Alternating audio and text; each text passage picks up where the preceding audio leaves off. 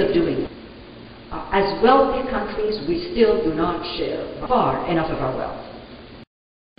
We need to push much more. How we do it, that is, of course, is a different question.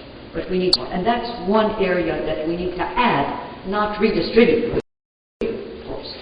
And it can be done in many ways. I know they've been involved in developing the African Virtual University in Africa so that you can help young people to learn, to go on within the continent, within their countries, especially at the cycle, so that you minimize the brain drain and multiply by hundreds of thousands, if not millions, the number of young people who can continue. And it can be done in many different ways.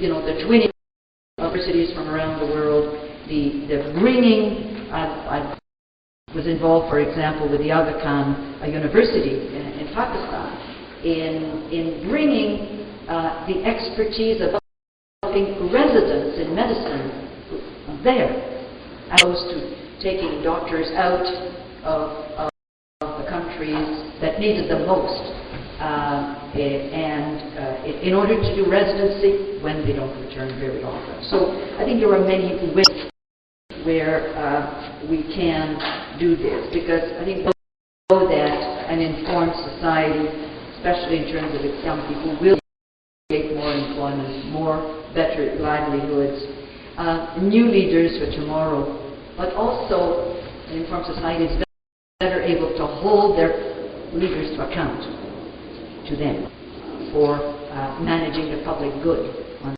their behalf. And of course it goes back to releasing the human potential that a number of you have mentioned this morning. I think the fourth proposition that I would like to leave is, in terms of this future generation, is how we can better share existing scientific knowledge and build new scientific knowledge between North and South. And that is from stem cell research, it's needed around the world, to use and reuse of water, to purification of water.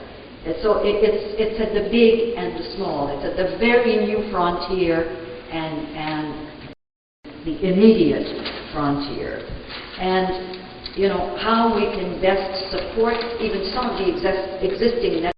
If I look at CGIR in terms of agriculture, it has thrived, it has not thrived, and, you know, I'm using it as an example, but we need new centers of excellence, new linkages between them, and new networks, very loose and not so loose. But they need to be supported, they need to be nurtured, and if we do not do that again, my fifth comment stems from this one, and that is the sharing and the development of new technology and innovation.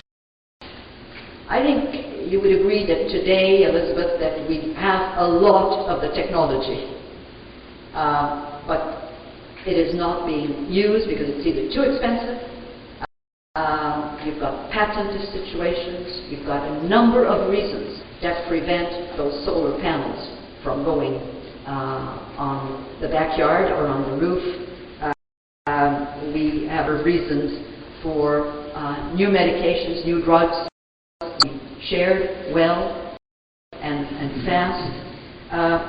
And, you know, the gasification of